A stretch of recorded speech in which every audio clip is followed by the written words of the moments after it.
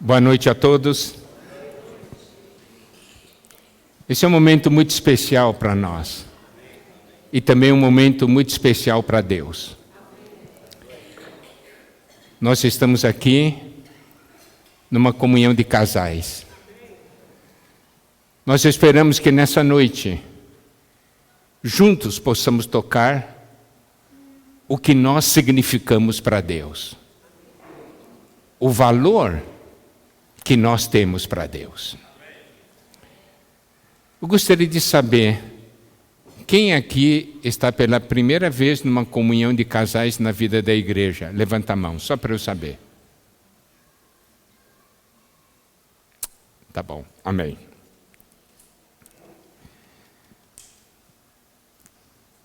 Muitos irmãos têm um conceito de comunhão de casais é para resolver problemas. Eu não digo que comunhão de casais não resolva problemas, resolve. Mas qual é a meta, a verdadeira meta da comunhão de casais? Qual foi o encargo que Deus colocou em nossos corações? Nosso intuito é levar os casais para a presença de Deus. Porque na presença de Deus, nós encontramos luz, revelação,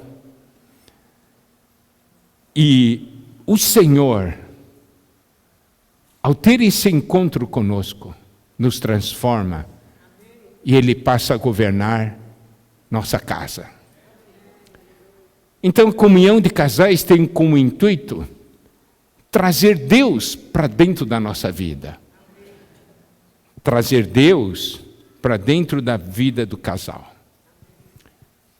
E o Senhor é testemunha de que ao longo desses anos, centenas e centenas de casais foram ajudados, reconciliados, consagrados a Deus. E nós agradecemos o Senhor por isso. Se você está aqui nessa noite, se vocês dois como casal, vocês estão aqui nessa noite, é porque o Senhor quer participar da vida de vocês. De uma maneira real, de uma maneira forte. Você sabe, a Bíblia revela a nós os mistérios do casamento. Qual é o propósito do casamento? O mundo tem seus conceitos, a sociedade tem seus conceitos, as famílias têm seus conceitos, mas qual é o pensamento de Deus? Como Deus vê? Isso é o que nós queremos compartilhar nessa primeira parte dessa nossa comunhão de casais. E você sabe, o livro de Gênesis é o livro que contém a semente de todas as verdades na Bíblia. As verdades que são semeadas em Gênesis são colhidas em Apocalipse. Então, se nós queremos saber qual a razão da existência de um casal, aos olhos de Deus, nós temos que ir para o livro de Gênesis.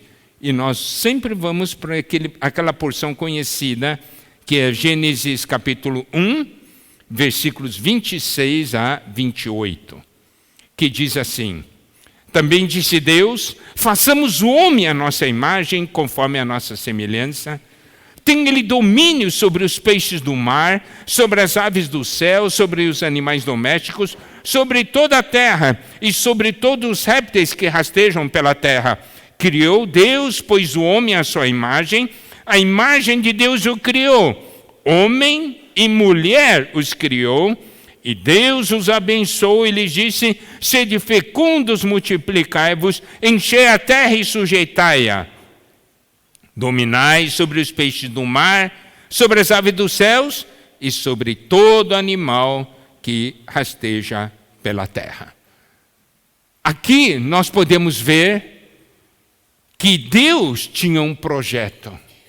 E nesse grande projeto, que Gênesis 1 nos mostra, o homem é o fator principal. Então, Deus decide criar o homem, e ele diz, façamos o homem à nossa imagem, conforme a nossa semelhança, e tem ele domínio. Isso é o que estava no coração de Deus. Mas quando Deus criou o homem, daí o versículo 27 diz, criou Deus, pois o homem é a sua imagem, a imagem de Deus o criou, homem e mulher os criou. Olha só, quando ele criou o homem e a mulher. Daí você pode ver que dentro do projeto de Deus, o homem e a mulher são importantes. E quando a Bíblia fala do homem e da mulher, está falando, é de vocês dois. É de vocês dois. Diga para o seu cônjuge, está falando de nós dois. Diga isso. Não é? Aqui nós temos, cada casal, um homem e uma mulher. Então, o que está no coração de Deus? E o que é muito maior ainda, é o que está no versículo 28, que diz, e Deus os abençoou, ele disse, sede fecundos, multiplicai-vos, enchei a terra e sujeitai-a. Aqui nos mostra que Deus abençoou o casal. Você sabe, esse versículo 28 é a primeira menção na Bíblia do que Deus falou para o homem. Você sabe, as primeiras frases que a Bíblia registra do que Deus falou para o homem foi uma benção, e benção para o casal. Você sabia disso? Isso mostra o quê? Deus quer abençoá-los. Diga para o seu cônjuge, Deus quer nos abençoar. O primeiro falar de Deus para o homem registrado na Bíblia foi a bênção para um casal. Isso é algo que está no coração de Deus. Nós temos que tomar posse dessa verdade. Deus quer abençoar cada casal. Isso é importante para Deus e é importante para nós também. E em Gênesis 2:24, diz, por isso deixe o homem pai e mãe e se une à sua mulher, tornando-se os dois uma só carne. Nós estamos aqui desvendando os mistérios do casamento. Significa o quê? As verdades, o que estava no coração de Deus quando Ele instituiu o casamento e quando Ele criou o homem. Aqui diz, deixe o homem pai e mãe e se une à sua mulher, tornando-se os dois uma só carne. Deus criou dois, mas quer que os dois se tornem um. Isso é algo muito importante. Sob esse ponto de vista, nós precisamos fazer uma pergunta. Como é que nós estamos muito bem? Como é o casamento de vocês? Uma maravilha. Do ponto de vista do homem, pode ser uma maravilha, mas daí tem uma pergunta. Vocês dois se dão bem demais. Mas deve haver uma pergunta, vocês dois são um? Opa! No plano de Deus, Ele quer que os dois se tornem um. Para assim cumprir o plano de Deus. Diga para o seu cônjuge, Deus quer fazer de nós dois um. Diga isso.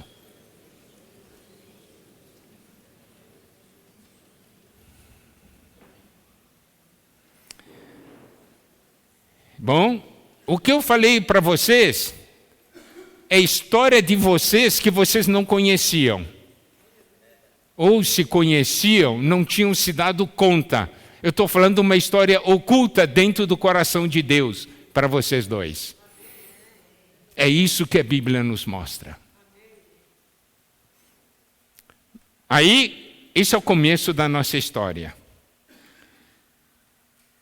E aí, você sabe, Deus então criou, e Deus colocou esse primeiro casal num jardim.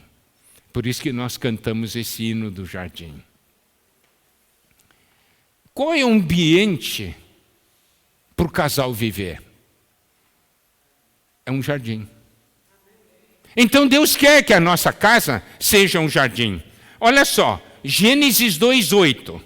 Gênesis 2:8 diz: E plantou o Senhor Deus um jardim no Éden, na direção do Oriente, e pôs nele o homem que havia formado.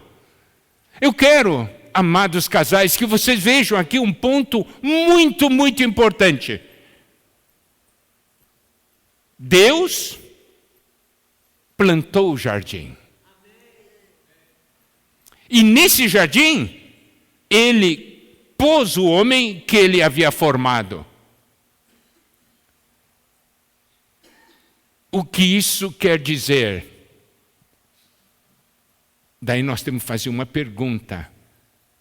Em minha casa, que é que Deus plantou? O que foi plantado por Deus? Tem coisas plantadas por Deus ou só tem coisas que eu plantei? Vocês estão entendendo? Nós precisamos ver que Deus plantar algo é importantíssimo para a nossa casa. Deus quer plantar em cada casa, em cada família.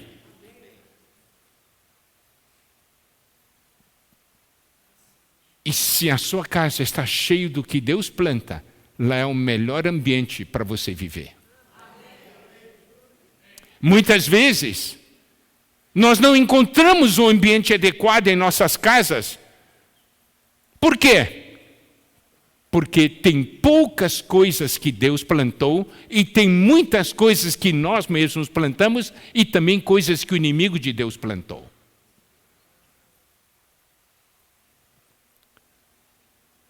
Olha só, Gênesis 2:8. E plantou o Senhor Deus um jardim no Éden, na direção do Oriente, e pôs nele o homem que havia formado. Gênesis 2:15. Tomou, pois, o Senhor Deus ao homem e o colocou no jardim do Éden para o cultivar e o guardar. Estou falando aqui tudo de princípios básicos, são os mistérios do casamento, entendeu? Quer que o casamento vá bem? Esse é o fundamento. E aqui nos mostra o quê? Aqui nos mostra: tomou, pois, o Senhor Deus ao homem e o colocou no jardim do Éden para o cultivar e guardar. Aí nós percebemos algo. Nós temos que cultivar e guardar esse jardim plantado por Deus, que é a nossa casa. Cultivar e guardar. Eu não posso ser uma pessoa desleixada. Você sabe o que Deus quer? Isaías 58, versículo 11, diz o seguinte: o Senhor te guiará continuamente, fartará tua alma até em lugares áridos e fortificará os teus ossos. Serás como um jardim regado e como um manancial cujas águas jamais faltam. Deus deseja que a nossa casa seja como um jardim regado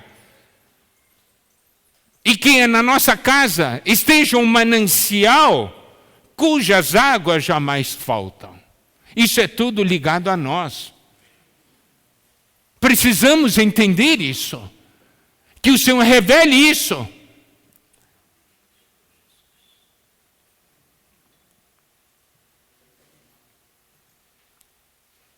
Agora, se você não cuida, como Davi falou, como vai ficar o jardim?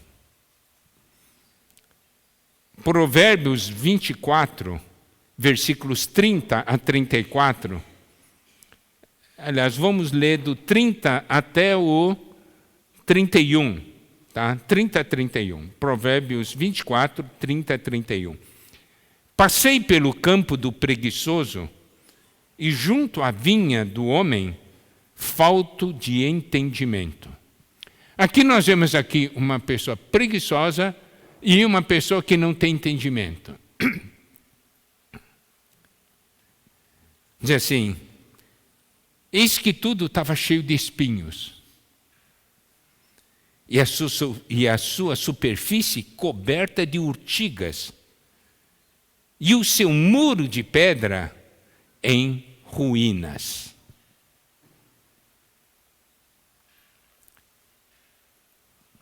Eu quero fazer uma pergunta. Tem muito espinho na sua casa? Tem muita urtiga? Ou não tem?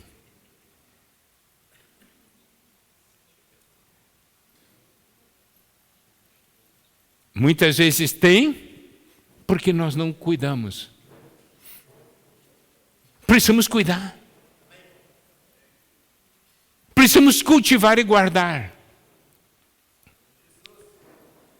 Nós vemos com tristeza muitos casais se separando. Vemos com tristeza hoje, famílias sendo destruídas. Mas nós somos casais que pertencem a Deus. Nós precisamos ter a visão dessa realidade que a palavra de Deus revela a nós. Isso tem acontecido em muitos casamentos.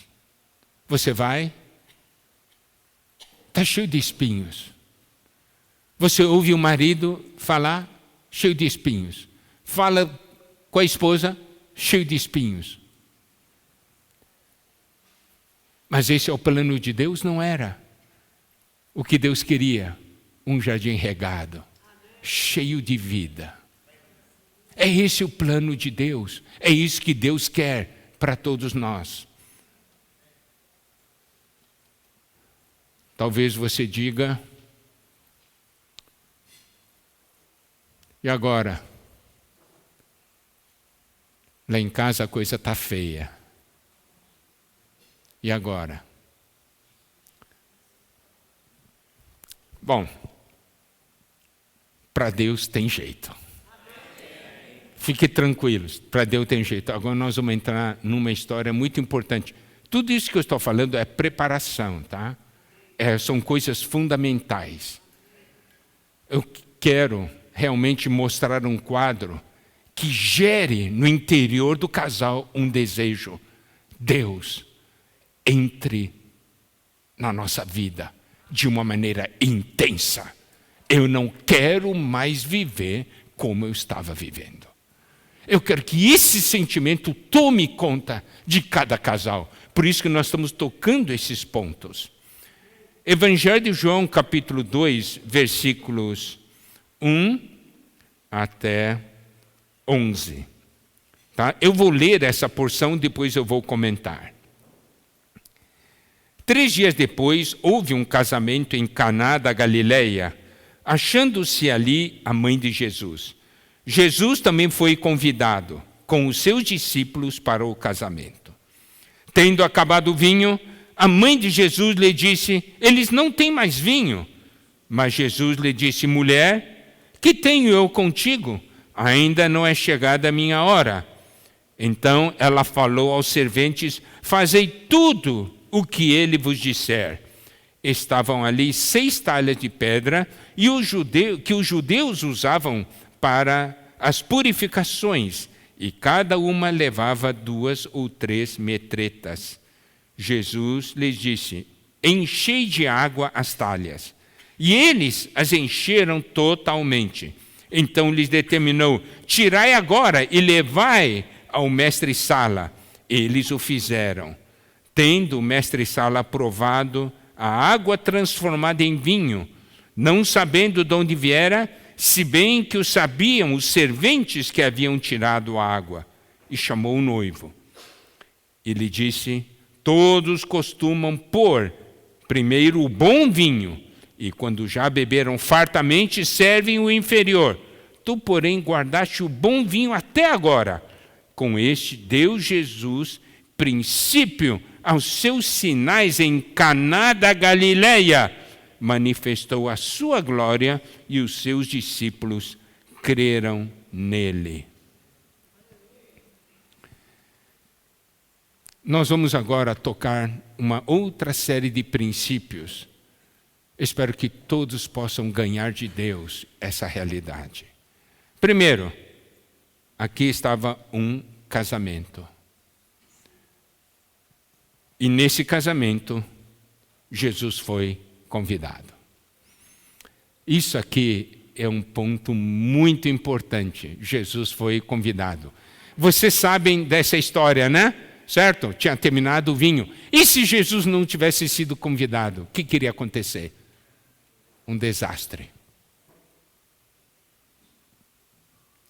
Então, primeira lição: convida Jesus para o casamento. Convida Jesus. Esse é o primeiro ponto. E olha só, o versículo 11 diz: com este deu Jesus princípio aos seus sinais em Caná da Galileia, manifestou a sua glória e os seus discípulos creram nele. Ele manifestou a sua glória no casamento e foi o primeiro sinal que ele fez quando começou o seu ministério.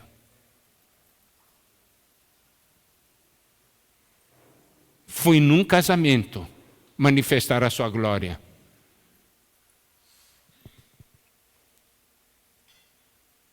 Você não quer isso também para o seu casamento? O que aconteceu nesse casamento? O vinho acabou.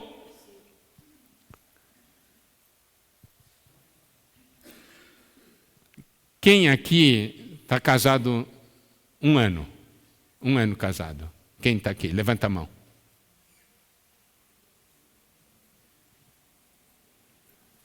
Dois anos de casamento. Quem tem? 3. 4 anos de casados. 5. 10. 20. 30. Ó, tem bastante. 40. Oh! Eu não vou subir mais ali porque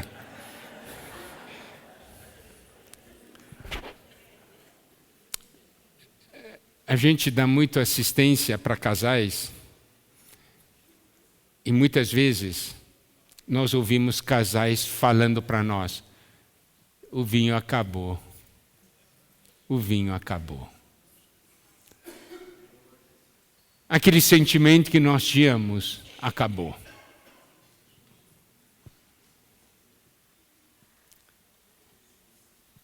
Isso acontece. E o Senhor, na sua palavra, mostra que isso acontece. Foi o que aconteceu aqui. O vinho acabou. E agora? Tem solução? Tem. Porque Jesus foi convidado. Porque Jesus estava lá. Eles não tinham mais vinho. Eles só tinham água. Muitas vezes, quando o vinho acaba no casamento, há frustração para os dois lados.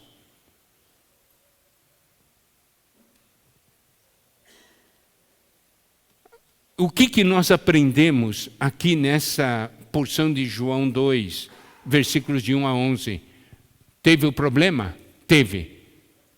levaram até Jesus. Eles fizeram o Senhor Jesus conhecer o problema. Tem problema? Pode ter. Mas tem que levar o conhecimento do Senhor. Não tente resolver sozinho. Leve para o Senhor. Fala para Ele.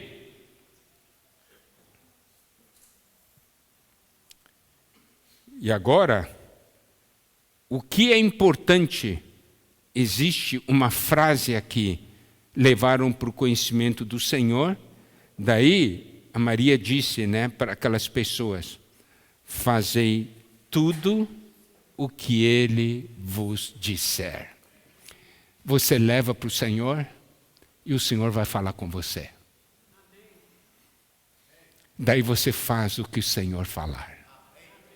Entenderam? Esse é o caminho. Leve ao Senhor, fale ao Senhor. O Senhor vai falar.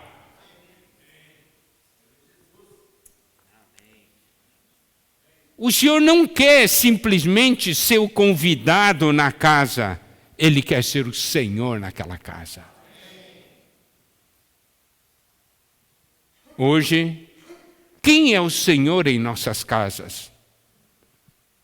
É o marido? É a esposa? Ou é o Senhor Jesus? O marido e a esposa podem ter comunhão, mas tudo deve ser levado ao Senhor. E o Senhor vai dar o caminho.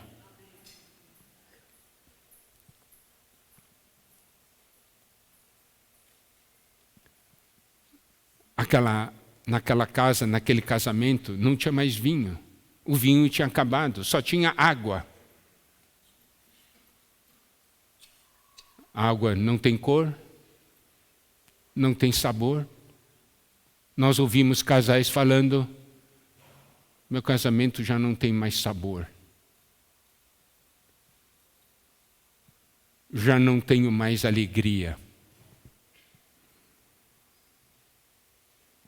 Mas daí o Senhor entra e Ele transforma a água em vinho.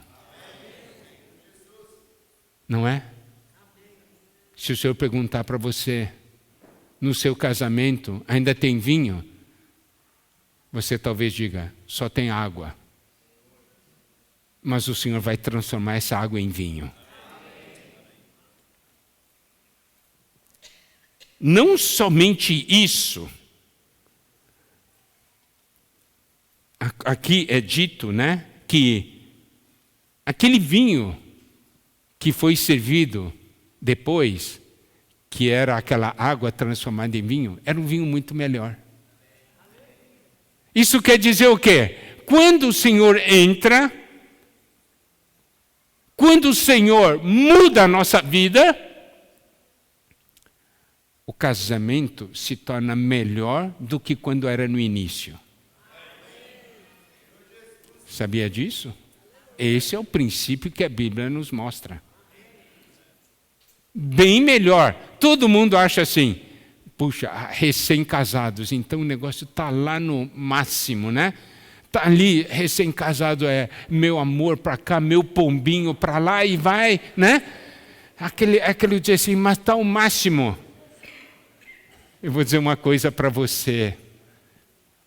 Quando o Senhor entra, tem algo muito melhor. É muito, muito melhor.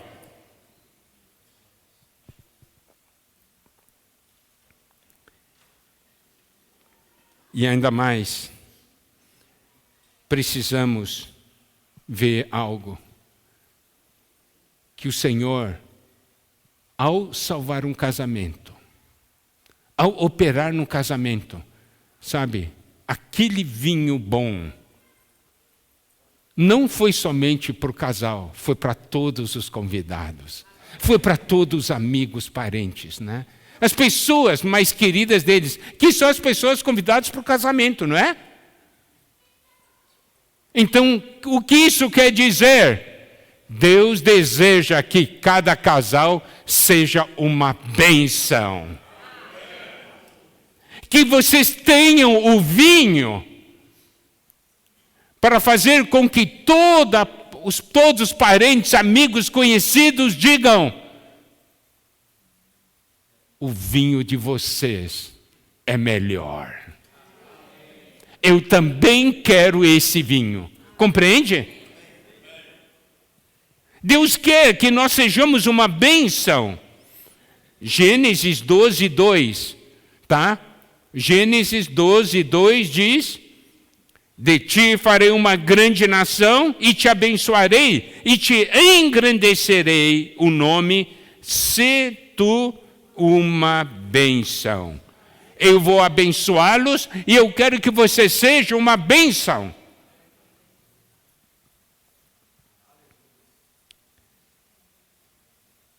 Por isso, não interessa como está o seu casamento, nessa noite, convide o Senhor. Convide o Senhor e diga: Senhor, meu casamento está nessa situação. Mas precisam ser francos e sinceros. Se você não contar para o Senhor, vai contar para quem? Não adianta contar para a sua melhor amiga, não adianta contar para os familiares, tem que contar para o Senhor como está o seu casamento. Para que o Senhor entre e faça o sinal. Você sabe, o primeiro grande sinal, Evangelho de João nos mostra isso. O Senhor começou o ministério dele e o primeiro sinal que ele fez foi salvar um casamento. Ele pode salvar o seu ou não pode. Você diz: Miguel, eu estou muito bem, não tem problema. Essa palavra é uma vacina. Para que se um dia não estiver bem, você saiba que tem um caminho. Compreendem? Então, é assim que o Senhor entra na história. Bom, nós temos agora duas pessoas, e a Bíblia diz o seguinte: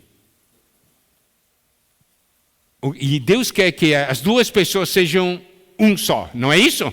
Nós vimos isso. Agora, Amós, capítulo 3, versículo 3. Amós 3, 3. Diz assim: andarão dois juntos, se não houver entre eles acordo. Dois conseguem andar juntos sem estarem em acordo? É importante que haja um acordo entre os dois. Os dois têm que caminhar na mesma direção. E quem vai dar a direção? É o Senhor. Nós somos diferentes. É fácil entrar num acordo na vida de casal? Sejam sinceros. É fácil chegar num acordo? Hã? Não. Todo mundo sabe. Todo mundo sabe. Tem que ter coragem de falar. É difícil.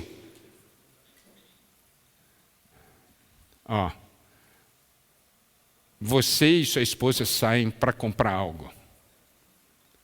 E tem duas cores. O marido quer uma cor, a esposa quer outra cor. É fácil chegar num acordo? Hein? Brigam. Fica de mal um com o outro. Por causa da cor.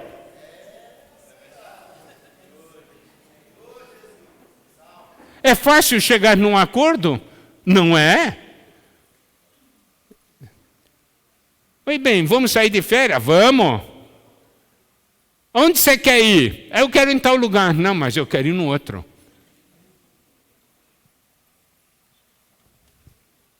Andarão dois juntos se não houver entre eles acordo?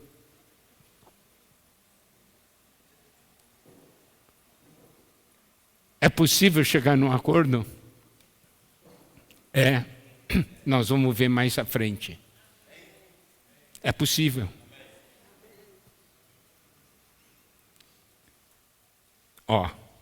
Andar juntos, tá? Esse aqui é um princípio importante.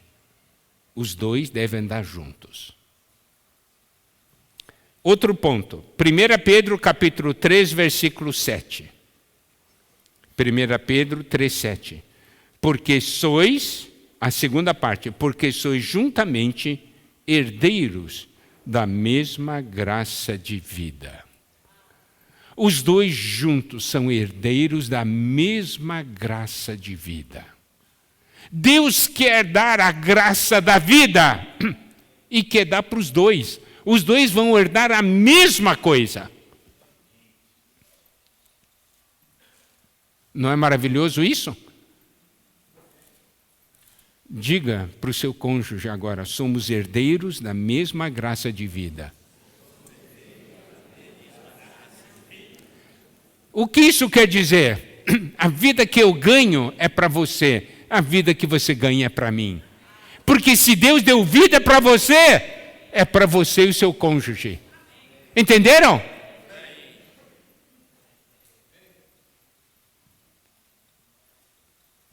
Que coisa maravilhosa, bênção dupla. Marido recebe graça de vida, e a esposa recebe graça de vida, e os dois juntos compartilham dessa porção juntos. Não é? É porção dupla. Diga para o seu cônjuge, a graça que eu ganho de Deus é também para você.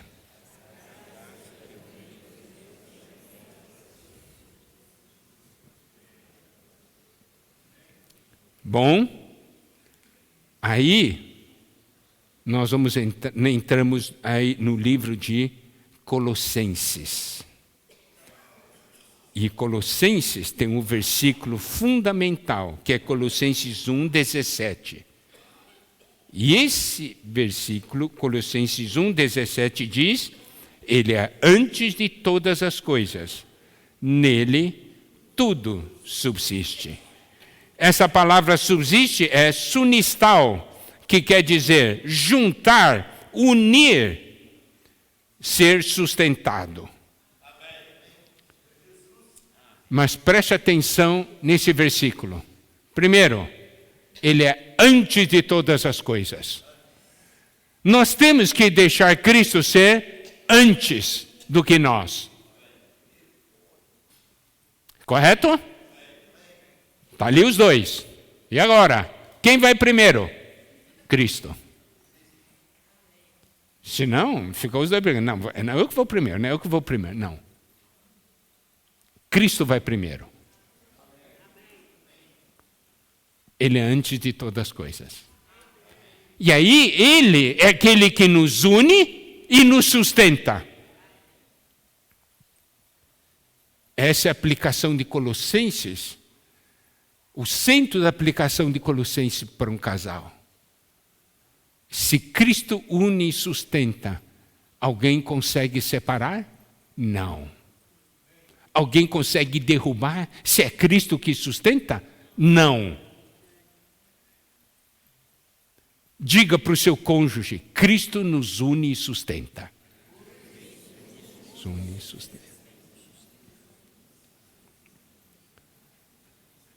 Colossenses 1:17, eu vou ler, em outras versões. Existe uma versão que se chama Bíblia Livre para Todos. Diz assim: Ele existia antes de tudo e Ele mantém tudo unido. Na versão nova, Bíblia Viva, diz: Ele existia antes que tudo mais começasse e é o seu poder que sustém todas as coisas. E a nova tradução da linguagem de hoje diz: Antes de tudo ele já existia e por estarem unidas com ele, todas as coisas são conservadas em ordem e harmonia. Então, olha a importância de Cristo estar em nossas vidas. Isso faz toda a diferença. Esse é o ponto que nós precisamos tocar. Esse é o ponto que nós precisamos ver. Senhor, há um caminho para nós. há um caminho para nós. Então, nessa noite, nessa primeira parte da palavra, o que nós queremos apresentar para os irmãos é o seguinte: conhecendo o que Deus quer. Não interessa como seja a situação hoje. Pode ser uma situação ruim, há caminho. Tem solução. E Cristo quer entrar na vida dos dois. Deus quer entrar nesse casamento. Por quê? Ele quer que vocês sejam uma bênção para todas as pessoas. Amém? Então, a primeira mensagem fica por aqui.